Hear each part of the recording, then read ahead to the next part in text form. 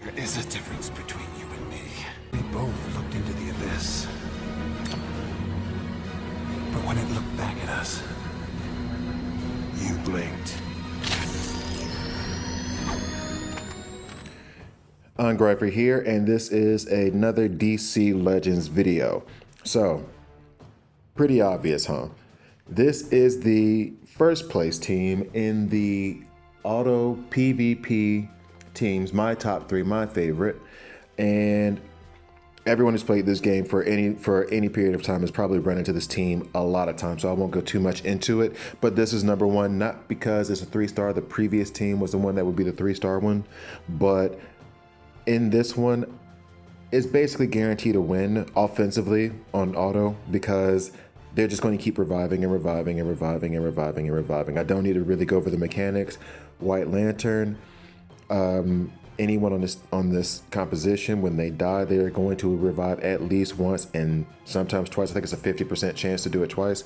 And Cersei, she revives every dead enemy on her turn with Enrage. So the plus side about it is when they revive the first time, it's under White Lantern, and then if they revive any other time, it's under Cersei. So they can still be, I guess, quote unquote, sentient after the first revive or second revive, and then after that, they just become enraged, quote unquote, monsters. And actually, in this composition too, I love this one because when Chemo puts Doom on anyone, then a lot of times all you have to do is just wait out the Doom until they get killed. And with all the revives, you're going to make it 4 turns. But another one, and I'm not sure if he's better or not, but he does work well, is Lobo. Lobo works better just because he keeps the provoke on him. So the team is basically protected from damage. Cersei can heal herself, White Lantern can give everyone mins, and so he really does. And every time an enemy dies, Black Mass will drop debuffs and he'll provoke again.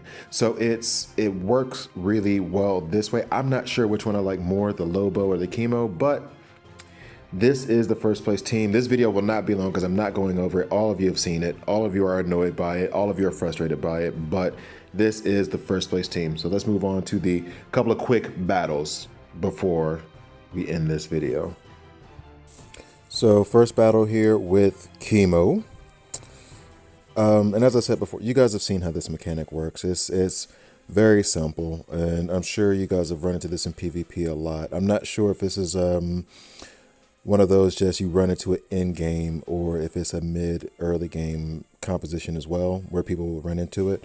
But definitely in the end game, you run into it a lot. And this has a huge benefit. Whenever Cersei does her AoE and it procs the stun, it makes this team just that much more powerful. In fact, Cersei could almost go on the stun lock team that I have before, except that it's so dependent on the first move being a buff.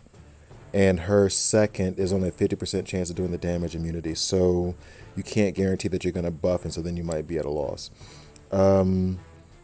But yeah, I mean, it's very simple to watch. So long as they don't have anyone to cleanse the debuffs, anyone who touches Chemo gets Doom. The only thing I don't like about this team is that Chemo's his taunt falls off so quick. And I really wish he could keep that taunt on him so that the more you hit him, the more Doom, or you just keep getting more Doom. But it is what it is. I guess he'd probably be too powerful if that were the case. Arcus is so annoying when you don't kill him first. You can it's just obnoxious how he just won't take any buffs and he doesn't die. Thank you. And so then, on to the next battle. But that's what I meant. You're only going to get 1 star out of this team because a large part of the mechanic is the fact that they are going to die over and over and over and over and over again.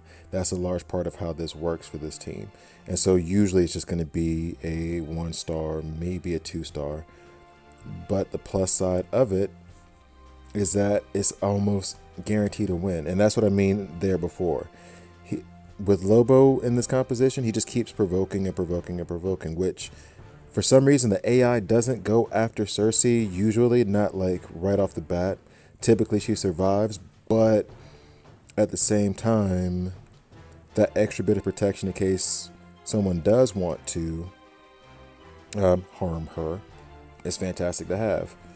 Except when you have, buff immunity on. Then you can't really proc that, can you? But see, there he goes again. So everyone will focus on him, and Cersei can just go about her business waiting for someone to die so she can revive them. And this, I think there have been 2 tombs that have died already, so this is already a 1-star battle, but it's just not going to lose.